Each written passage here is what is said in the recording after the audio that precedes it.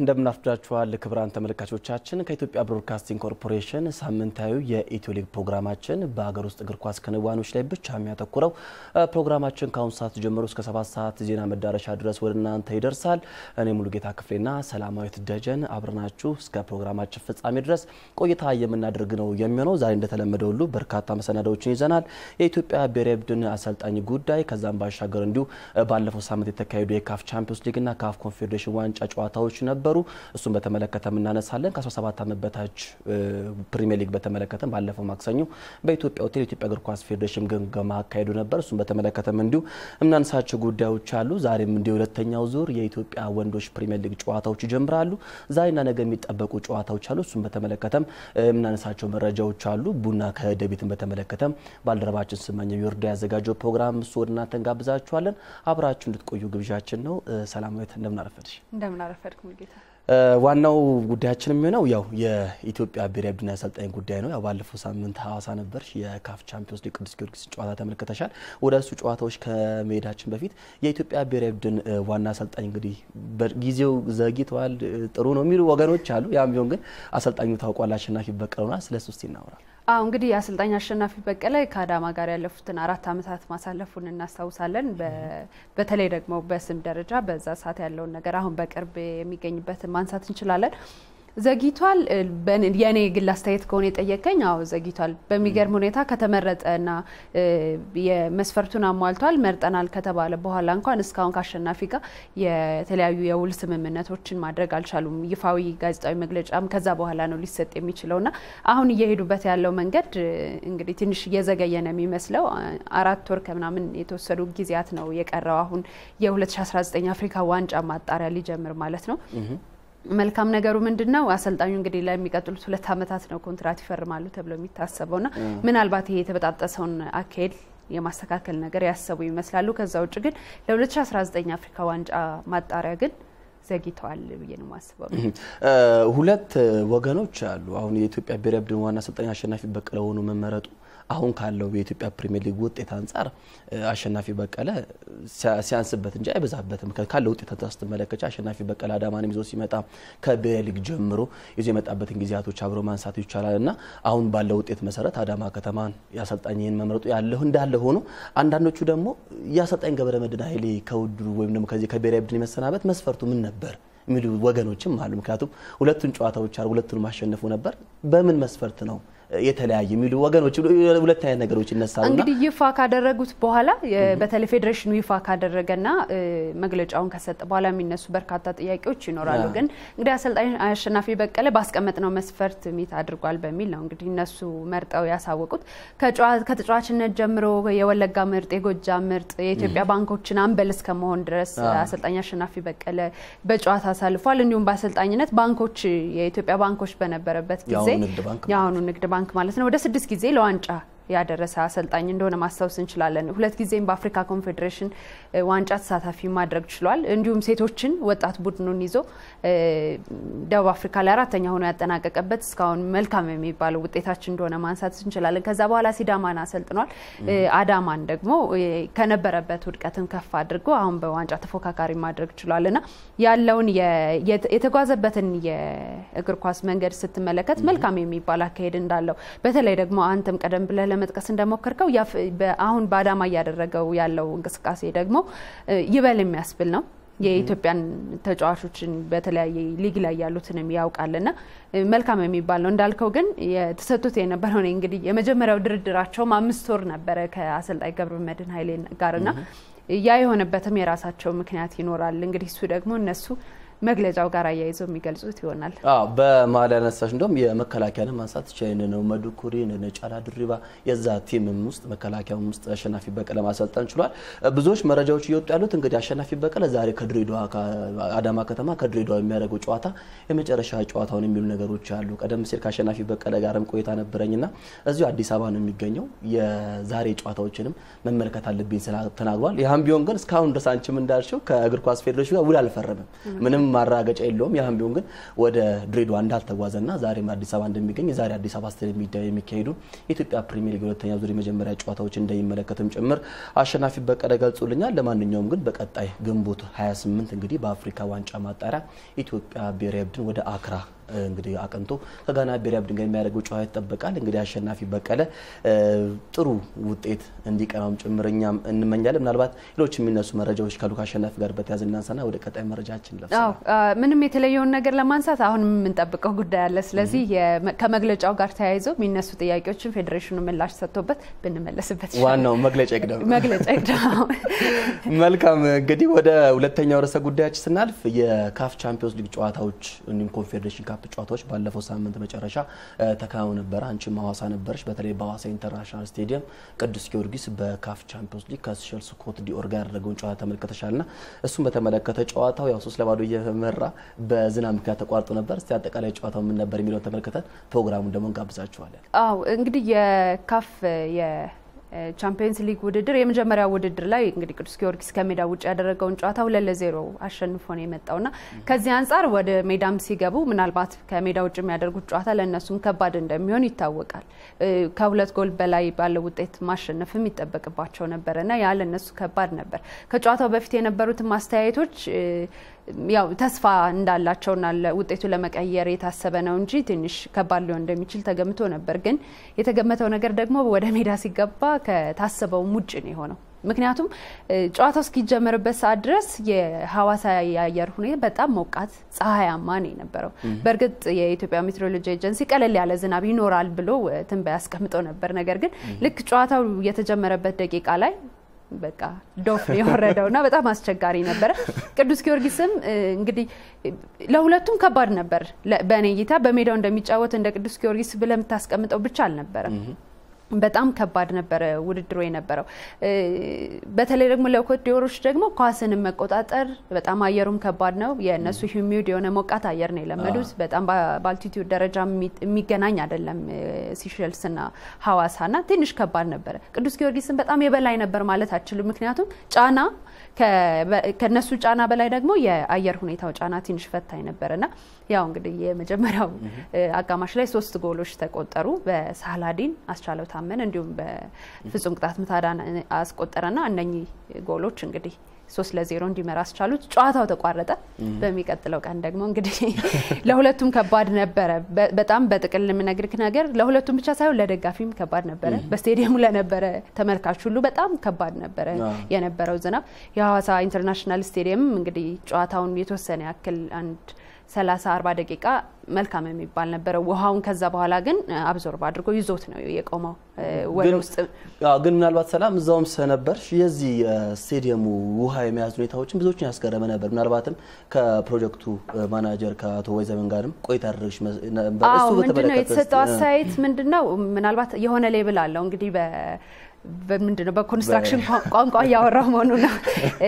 የሆነ ሌብል አለው ውሃ በየተወሰነ ሚሊ ሊትር ድረስ ካሰረገ በኋላ ሳቹሬት ያደርጋል ነው። ነገር ግን ከዚህ በፊት እኔም እንደማሳያ ያነሳውት ነገር ነበር። ኢትዮጵያ ብሔራዊ ቡድን ከሌሴቶ ጋር በባህር ዳር ስቴዲየም የተጫወቱበት ጨዋታ በጣም ከባድ ዝናብ ነበር። ግን የዝናቡና የሰዓቱ ረዘም ማለቱ ይሄኛው ትንሽ እንዲሰርግ አድርጓል። ግን መልካሙ ዜና ምንድነው? አሁንም ኮንስትራክሽን ላይ ነው ያለው የሐዋሳ ስቴዲየም አልተጠናቀቀም። ስለዚህ ያሉ ችግሮችን ክፍተቶችን ማረም ይቻላል የሚል አስተያየት ነው የሰጡና ከዚህ አንፃር እንግዲህ የግንባታ ኮሚቴዎቹም እንዲሁም አቶ ቶርባንም አግኝቻቸው ነበርና በስልክ ባደረግነው ቃለ ምልልስ አሁንም ግንባታው ተጠናቆ ስላልተረከበ እሱን ላይ የማስተካከል ስራ እንሰራለን የሚል አስተያየት ሰጥቷል። ውሃው ግን ያው እንግዲህ ጨዋታው ላይ ደግሞ ምን መለከት ይሆናል እንዳልጨርሰው እዚህ። መልካም እንግዲህ በአሰልጣኝ ማርቲኖይ የሚመራው ቅዱስ ጊዮርጊስ እግር ኳስ ቡድን እንግዲህ ባለፈው ሳምንት ያው ሰላማዊት እንዳለችውም 3-2 በሆነ ውጤት አሸንፈው በድምር ውጤት 5-2 በሆነ ውጤት ወደ ቀጣዩ ዙር አልፏል። ከኮንጎ ብራዛቪል ቡድን ሊዮፓርድስ ጋር ከ15 ቀናት በኋላ መጀመሪያ ከሜዳ ውጭ ጨዋታው ያደርጋል። ከዛ በኋላ በሳምንቱ እዚሁ ኢትዮጵያ ላይ ማለት ነው የመርሱን ጨዋታ የሚያከናውናል። ከዛ በኋላ ያንን ጨዋታ በድምር ውጤት የሚያሸንፍ ከሆነ ማለት ነው በቀጥታ ወደ ምድብ ድርድር ውስጥ ቅዱስ ጊዮርጊስ መግባት ይችላል ማለት ነው። ዘንድሮ ቅዱስ ጊዮርጊስ እንዳላማ የሚያስቀምጠው 8 ውስጥ መግባት ነው። ስለዚህ ያ ነገር እንግዲህ እንዲሳካም እኛም ሀገር ነው እኮ ለሚሳተፈው ቅዱስ ጊዮርጊስ እንመኛለን። ሰላማዊ ደጀን ጨዋታውን በተመለከተ ያዘጋጀችው ፕሮግራም አለ። እሱን ተከታተልን እንመለስ። የኢትዮሊግ ፕሮግራማችን አሁንም ይቀጥላል። አብራችሁ ሁኑ።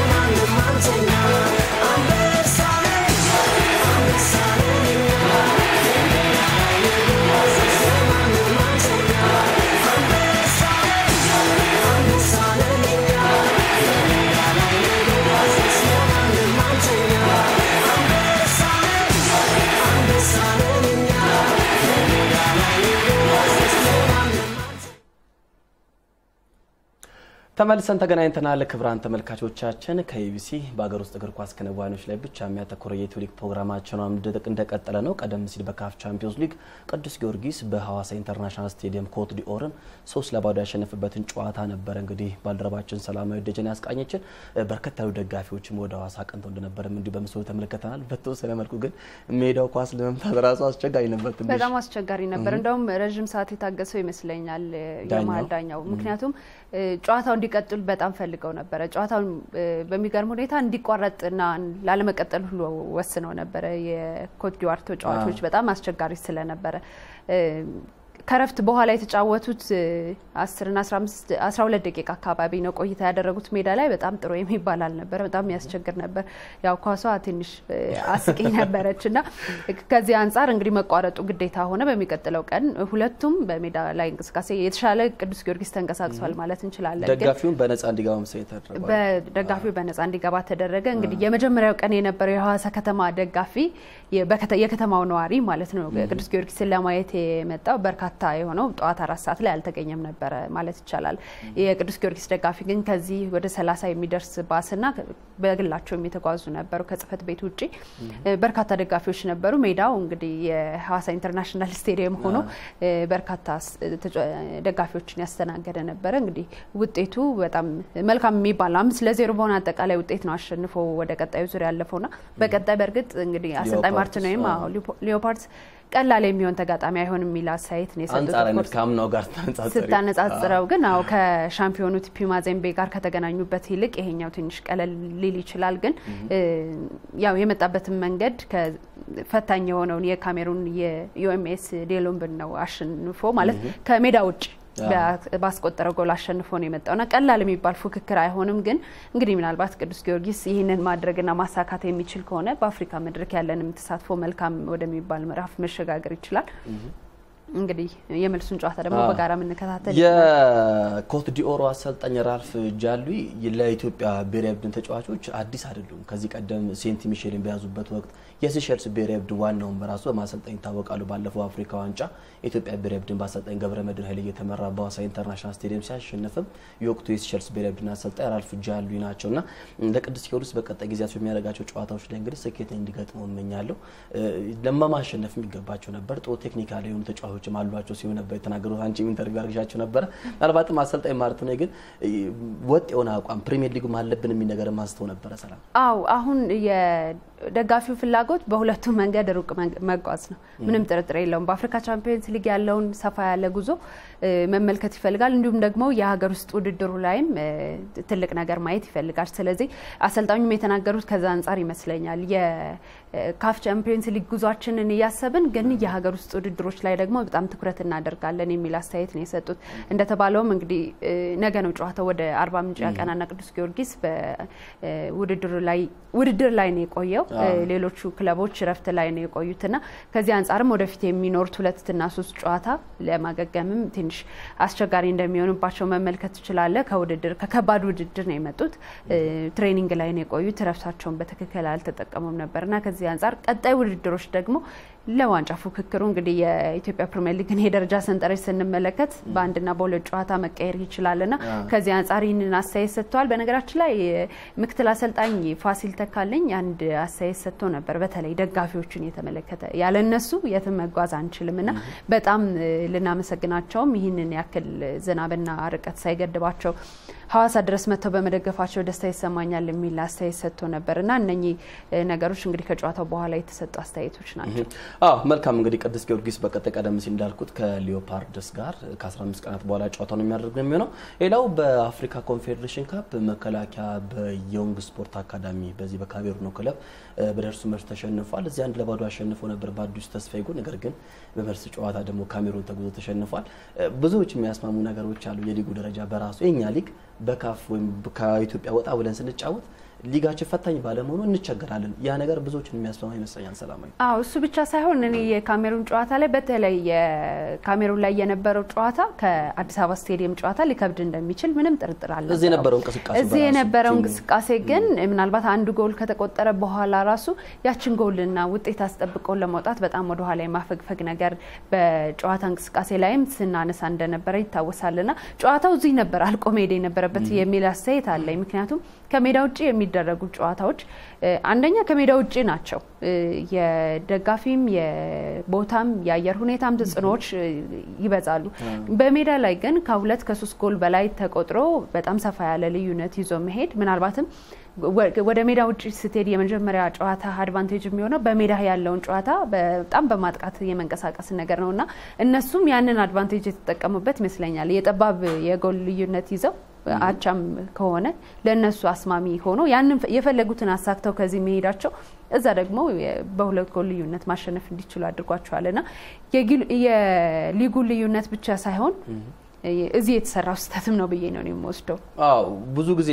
አሁን በካፍ ውድድሮች ላይ በተለይ ኢትዮጵያ ክለቦች በጣም ይቸገራሉ እዚህ ጨዋታውን ጨርሰሽ ካልርሽ በስተቀር ኢቭን አሸነፈሽ በርካታ ጎሎች አስቆጥረሽ ብትሄጂ በራሱ የሚገጥሙ ችግሮች እንግልቶች አሉ አሁን ቅዱስ ጊዮርጊስ ከዚህ ቀደም በካፍ ቻምፒየንስ ሊግ ጋና ላይ በህርት ሶፎክ የደረሰበትን እንግልት ማንሳት ተቻለሽ ብዙዎች በናሽናል ቲም ጨምሮና መከላከያ ዋናው ጥፋት ይሰራው አንቺም እንዳልሽው በተከላካይ መስመር ተጫዋች በአዲስ ተስፋዬ ነው ጎሉን የሚያስቆጥረው ኢቭን በፊት መስመር ተጫዋች ራሱ ያን ያህል ተጽዕኖ ፈጣሪ የምትዩ በካፍ ቻምፒየንስ ሊግ በፕሪሚየር ሊግ ሲሆን በአፍሪካ መድረክ እንደሚጫወት ቡድን ምን ያህል ቡድኑን አቀናጅቷል ምን ያህል ቡድኑን አጠናክሯል ብለሽ ስትመለከቺ መከላከያ ላይ ጥያቄ አለ ምክንያቱም ያሉት ተጫዋቾች ስትመለከቺ በኢንተርናሽናል ልምዳቸው በራሱ እንዴት ነው አሁን ቅዱስ ጊዮርጊስ የምትመለከቺው ኳሊቲ ይሄን ነው ቅዱስ ጊዮርጊስ ፕሪሚየር ሊጉ ሲጀመር የነበረበት ክፍተቶች ነበሩ 3 ጨዋታዎች በተከታታይ አሸነፈ ከዛው በተከታታይ ነጥቦች ሲጥል ኢቭን የክለቡ ደጋፊዎች በራሱ ማርቲን ወይ አውት ሚል ሲያሰሙ ነበር ማርቲን ወይ በቃ ይልቀቅ የሚል ነገር ከዛ በኋላ ደግሞ ቅዱስ ጊዮርጊስ ኢቭን በካፍ ቻምፒየንስ ሊጋውን ጠንካራ ሆኖ የሚቀርበው በርካታ ወደ 3 የሚጠጉ ከአፍሪካ ተጫዋቾችን አመጣው ቡድኑ በመቀላቀልና ቡድኑ በጣም ስትሮንግ እንዲሆን በማድረግ ስራዎችን ሰርቷል አሁን በካፍ ቻምፒየንስ ሊግ እንደምንመለከተው ወደ ሁለተኛው ማጣሪያ ተጉዟልና አናኒ ለፕሪሚየር ሊግ ብቻ መከላከያ ስኳዱን ያዘጋጀው ይመስለኛልና ያም ክፍተት የፈጠረበት ይመስለኛል በፕሪሚየር ሊግ ምኮ ግን የወጣ ገባ ያለ አቋም ነው የነበረው በተለይ የተከላካይ መስመሩ በርካታ ጊዜ ስንተቸውም ነበር በርካታ ጎሎች የሚቆጠሩበት ቡድን ሆኗል መከላከያ ያያለን ነበር ውጤቱም ወጥ አቋም ያሳየበት 2 3 4 5 ጨዋታ ጥሩ ይሆንና ደግሞ ሌላ 5 ጨዋታ ሽንፈትን ወይ አቻ ውጤትን ያስተናገደ ይወጣልና ከዚህ አንፃር ወጣ ገባ የነበረ አቋም ነው የነበረው ለእንደዚህ አይነት ለአፍሪካ አህጉራዊ የሆኑ ውድድሮችን ለማስተናገድ እንዳልከው በቡድን ደረጃ የተሰባጠረበት መንገድ ጥሩ ነው የሚባል አይደለም በርግጥ ተጫዋቾቹ የነባር ተጫዋቾች አሉ ከዚህ በፊት በኮንፌዴሬሽን ካፕ ከአሰልጣኝ ገብረመድህን ኃይሌ ጋርም በውድድር ደረጃ የመጀመሪያው ዙር ላይ ተሳትፎ ያደረጉ ማለት ነው ይህንን ለመለወጥ ውድድሩ እንደ ትልቅ ታይቶ ማለት ነው በነገራችን ላይ በኮንፌዴሬሽን ካፕ መሳተፍ በራሱ እኮ አንድ ትልቅ ስኬት ነው በክለብ ደረጃ ይሄንን ማሳካት ከዛ ባለፈስ ሁለተኛው ስቴፕ ላይስ ምንድነው መሰራት ያለበት እንደ ክለብም እንደ ሀገርም መታሰብ አለበት በቀጣይም አሁን የጥሎ ማለፍ አሸናፊ ይሄ የሚሆነው ክለብ ወይም ደግሞ በኮንፌዴሬሽን ካፕ ተሳታፊ የሚሆነው ከቀድሞ መታሰብ ያለባቸው ስራዎች እንደተባለው መነሳት አለበት ግን አቋሙ በራሱ አሁን ከዚህ ውድድር ውጭ ሆናል እንደ መከላከያስ በፕሪሚየር ሊግ ውስጥ በሁለተኛው ዙር ብለስታነሳ ትንሽ ጥያቄ ውስጥ የሚያስገባ ነው ይሄን ወጥ የሆነ አቋም ማስተካከል የማይችልና መከላከያ ተከላካይ መስመሩን ትንሽ ማጠናከር የማይችል ከሆነ ትንሽ ውድድሮች ከዚህ በኋላ የሚከብዱታል ብዬ ነው ማስበው ያኛው በውድድር ደረጃም በፉክክር ደረጃም ከፕሪሚየር ሊጉ ይከብዳል ብዬ ስለማስብ ማለት ነው በርግጥ ቡድኑ ካለፈው የውድድር ዓመት ከነበሩ ተጫዋቾች አብዛኞቹን እዛው ኮንትራት ማራዘም አካሂዷል በርግጥ በአዲስ አሰልጣኝ በበለጠ ቢመራም ግን የቀድሞ አሰልጣኙ ገብረመድህን ያው በአሁኑ ሰዓት ጅማ ነው የሚገኘው ለማንኛውም የመከላከያ አሸናፊ ዮንግ ስፖርት አካዳሚ ከቱኒዚያው ሴፋክሲያን ጋር ነው በቀጣዩ ምድብ ማጣሪያ ላይ የሚገናኘው እንግዲህ ከተመለከትን ቀጣዩ ርዕሰ ጉዳያችን የሚሆነው ከ17 ዓመት በታች የኢትዮጵያ ፕሪሚየር ሊግ ባለፈው ማክሰኞ እሱን በተመለከተ የመጀመሪያውን ዙር የኢትዮጵያ እግር ኳስ ፌዴሬሽን በኢትዮጵያ ሆቴል ግምገማ አካሄዱ ነበር የተነሱ ጉዳዮች ነበሩ ባልደረባችን ነጽዮን ቡሴ በቦታው ነበረች የሚነሱ በተለይ ዋነኛው እዚህ የእድሜው ጉዳይ ብዙ በየአመቱ ሲያጨቃጨቅ የነበሩ ጉዳዮች በርግጥ የኢትዮጵያ እግር ኳስ ፌዴሬሽን አሁን እንደ መፍትሄም ጠንካራ የኤምአርአይ ምርመራዎች እያካሄደ ቢገኝም ግን አሁንም እንደው አይተሽ እንዴናው እንደምታያቸው ነገሮች አሉ እውነት ነው ከእድሜ ጋር ተያይዞ በነገራችን ላይ የትኛውም የስፖርት እንቅስቃሴዎች ላይ ነው ብዬ ነው ወስደው እኔ ከእግር ኳስም ውጪ ይሄ ችግር ስለሚስተዋል ማለት ነው እኔ ክለቦችን ነው ተጠያቂ ማደርገው የጊዜያዊ ውጤት መፈለግ ብቻ በራሱ በርግጥ አሰልጣኞች ውጤት ይተበቅባቸዋል ቡድን መሪዎች የቴክኒክ አማካሪዎች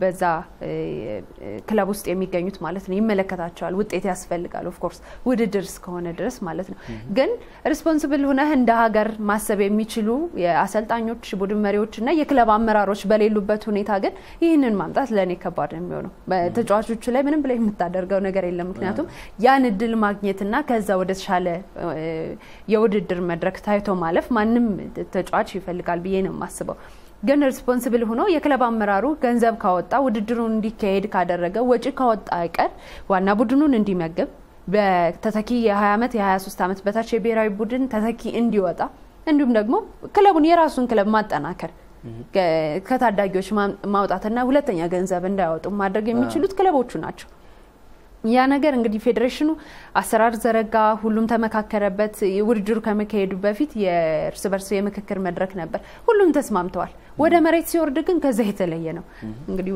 ይሄ ፌዴሬሽኑ ላይ ያለው ነገር ወይም ፌዴሬሽኑ ላይ ኳሷን መወርወር ብቻ ሳይሆን የክለቦቹ በራሳቸው ለኢትዮጵያ እግር ኳስ እድገት እየተወጡ ያሉት ነገር ምንድነው በትክክለኛ እድሜ ገደብ ተጫዋቾችን ያሰለፉ ያጫወቱ ነው የሚገኙት ብሎ ማንሳት ብቻ ታስታውሽ እንደሆነ የኢትዮጵያ ከ17 ዓመት በታች ብሔራዊ ቡድን በአሰልጣኝ አጥናፉ አባተ ሲመራ አጥናፉ በወቅቱ በትክክለኛ እድሜ ክልል ውስጥ ተጫዋቾችን ማግኘት ተቸግሮ ነበር እዛኔ ግብጽን ጭምር በደርሶ መልስ በጥሩ ሁኔታ አሸንፎ አልፎ ነበርና ጥሩ ግስጋሴ ያደረገ ነገር ግን ኮንሲኩዌንሱ ወይም ደግሞ ይሄ መጨረሻው የሚያርፈው እንደ ሀገር ናሽናል ቲም በቃ በእድሜ ክልሉ ማግኘት አትችልም በካፍም ደረጃ ቅጣት እኮ ያመጣል በርግጥ በአፍሪካም ደረጃ የእድሜው ችግር ያለው ነገር ግን ይሄ ነገር ላይ ትኩረት ተደርጎ ካልተሰራ በጣም አስቸጋሪ ነው በዚህም ብቻም ሳይሆን አሁን ኢትዮጵያ እግር ኳስ ፌዴሬሽን ሲመጪ ደግሞ የዚህ የሜዳ ችግሮች አሉ የዳኝነት ችግሮች ብዙ የሚነሱ ነገሮች አሉ ለማንኛውም ነጽዮንም ፕሮግራም ሙሉ እንዳናወራው ቸግራለ ለማንኛውም ባልደረባችንም ነጽዮን ሙሴ በኢትዮጵያ ሆቴል የነበረው ከ17 ዓመት በታች ግምገማ በተመለከተ ፕሮግራም አዘጋጅታለች እሱን ተከታተል እንመለስና ከዛ በኋላ እስከ 7 ሰዓት መዳረሻ ድረስ ዛሬና ነገ የሚደረጉትን የኢትዮጵያ ፕሪሚየር ሊግ ጨዋታዎችን በሰፊው እንመለከታለን አብራችሁ ሆኖ የኢትዮጵያ እግር ኳስ ፌዴሬሽን ከ17 ዓመት በታች የኢትዮጵያ ፕሪሚየር ሊግ የአንደኛ ዙርን የውድድር ሂደት ባሳለፍነው ሳምንት በኢትዮጵያ ሆቴል ግምገማ አካሂዷል ፌዴሬሽኑ በዘንድሮ ውድድር ታዩ ያላቸውን ጠንካራ ነጥቦች አንስቷል የውድድሩ ተሳትፎና ፍክክር ካለፉት ዓመታት የተሻለ ሆኖ መገኘቱ ተተኪ 17 ዓመት ታዳጊ ስፖርተኞች እየተገኙ መሆኑ ውድድሩን የሚመሩና ዳኞች ታዛቢዎች በተሻለ ጥንቃቄ ምደባ መከናወኑና ውድድሩን መምራታቸው በውድድሩ ሊሻሻሉ የሚገባቸው ድክመቶችንም ፌዴሬሽኑ ጠቅሷል። ጥቂት በሆኑ ጨዋታዎች ላይ የታየ የዳኛን ውሳኔ በጸጋ ለመቀበል ችግሮች አልፎ ታይተዋል። አልፎም ጥቃቅን የዳኝነት ስህተቶች መኖራቸው፣ ክለቦች ለወጣቶች ቡድኖች ሙሉ ትኩረት ያለመስጠትና ያለማደራጀታቸው፣ በተለይ የውድድር ቦታ ቀንና ሰዓት መለዋወጥ በስፋት የተወያዩበት ጉዳይ ነው። የነበሩ መወዳደሪያ ሜዳዎች ያለመፈቀድና ከተፈቀደም በኋላ የመከልከል ሁኔታ ከፍተኛ የሆነ የሜዳ እና የፕሮግራም መለዋወጥ ችግሮች ነበሩ። አንድ ለሙሉ ቀን ተቀየረ ከአዳማ ጋር የነበረን ጨዋታ የመጀመሪያ ጨዋታ። ሁለተኛም እንደዛ አይነት ውድድሮች በተባለ ጊዜ አይከናወኑም። ያው አንደኛው ሌላኛው ፕሮብሌም ነው። 5 ሰዓት የተባለ ውድድር ወይ 9 ሰዓት ይጀምራል።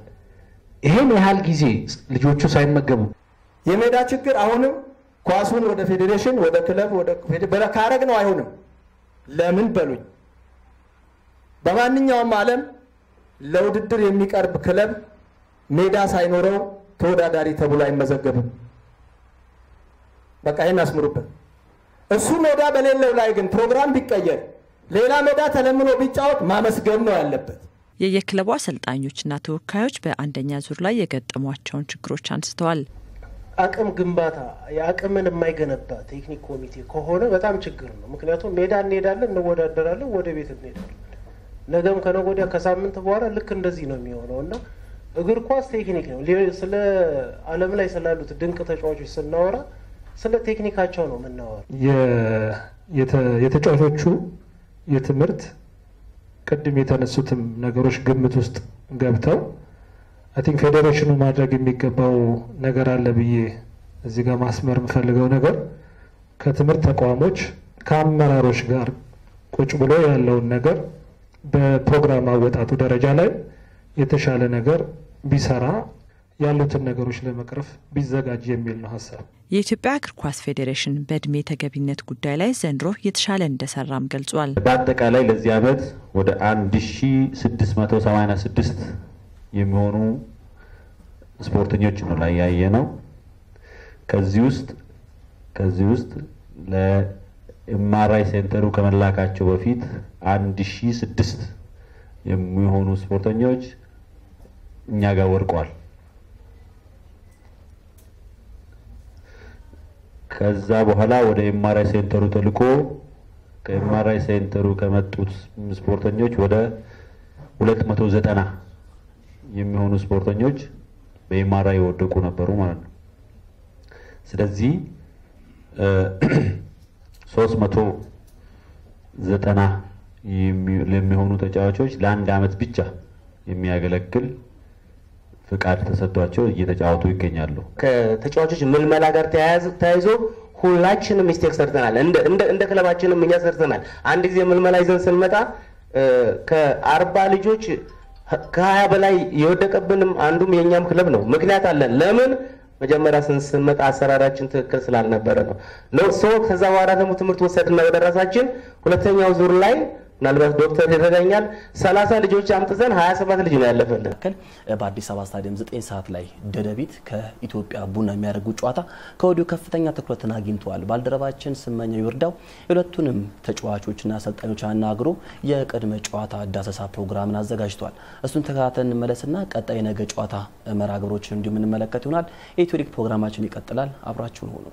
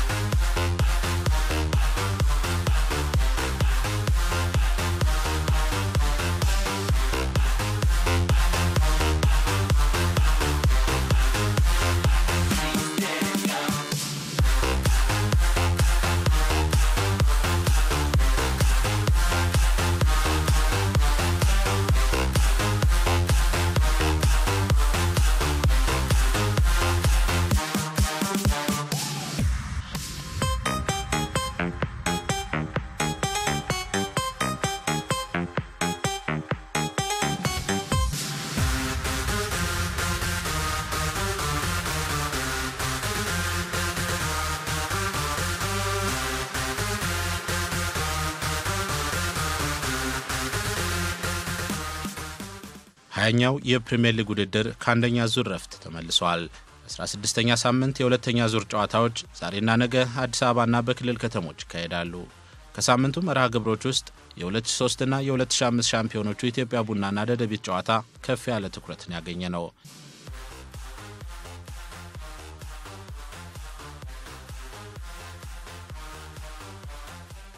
በውድድር ዓመቱ የመጀመሪያ ዙር ደደቢት በ27 ነጥብ ሁለተኛ፣ ኢትዮጵያ ቡና በ24 ነጥብ ስድስተኛ ሆነው ነበር ያጠናቀቁት።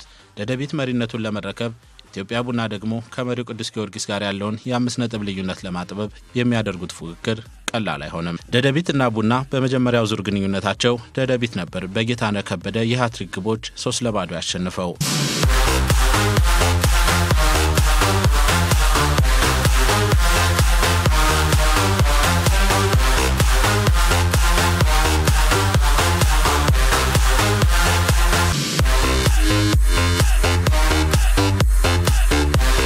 የሚገጥመን ውድድር ጠንካራ ውድድር እንደሆነ እናውቃለን። ማንም ቡድን አሸነፋለሁ ብሎ አይገባም። ስለዚህ ጥሩ ነጥብ ይዘን አሸንፈን እንወጣለን ብለን ነው እኛም እንደሌሎች የምንናገረው። የምናሰው ግን በአለፈው ቡናን አሸንፈናል ብሎን ተኩራርተን ወይም ራሳችን ወደ ላይ ሰቅለን የምንጫወተው ውድድር አይደለም። ጠንካራ ውድድር እንደሆነ እናውቃለን። እኛም በተቻለ መጠን በዚህ ባለችን ጊዜ የነበረን ደካማና ጠንካራ ጎን በማየት ድክመታችን አርመን ጥንካሬያችንን አጎልብተን ጥሩ ውጤት ይዘን ለመምጣት እየተዘጋጀን ያለ ነው። ጥሩ ተዘጋጅተናል። ወደ ጥሩ ነገር ምንሰራ ይመስላል። ለቡና ደግሞ የተለየ ነገር ዝግጅት ምንሰራው ነገር የለም። ለማንኛውም ክለብ ምንሰራው ዝግጅት ነው እየሰራን ያለ ነው።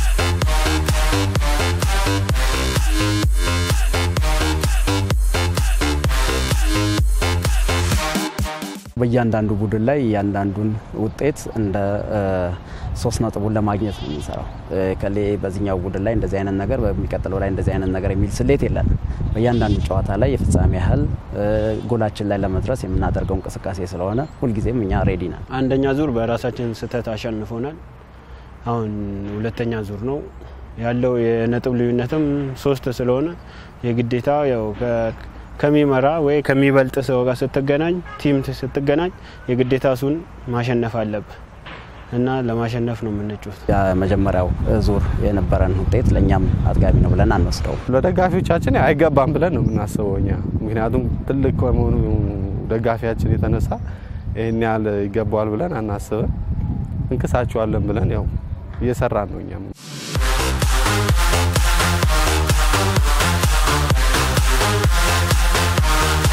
ነገ እሁድ በአዲስ አበባ ስቴዲየም 9 ሰዓት ላይ በሚጀምረው ጨዋታ ሁለቱም ቡድኖች ዋና አሰልጣኞቻቸውን ቀይረው ነው የሚገናኙት። እስካሁን በፊት ይዘው የነበሩት የጨዋታ ታክቲክ ያንን ይዘን አይደለም የገባነው፣ ለውጠናል። በቦታ ማሰላለፍ ላይ በጨዋታ ፎርማት ላይም ትንሽ ለውጥ ያሉ ነገሮች አሉ።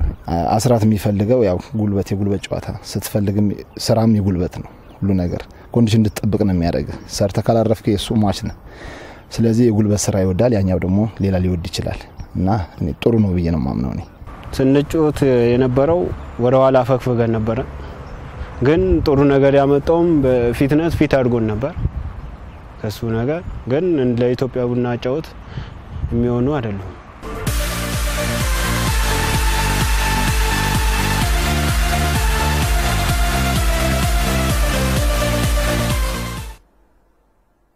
ያው እንግዲህ ደደቢት ከኢትዮጵያ ቡና ነገ በአዲስ አበባ ስታዲየም 9 ሰዓት ላይ የሚያደርጉት ጨዋታ ይጠበቃል። ያው ቀደም ሲል ሰመኛው እንደተናገረው በወቅቱ ደደቢት ኢትዮጵያ ቡናን 3-0 ሲያሸንፍ ደደቢት በዮሐንስ ሳሌ ኢትዮጵያ ቡና ደግሞ በኒቦሳ ቡሴቪች እየተመራ ነበር ጨዋታቸውን ያደረጉት።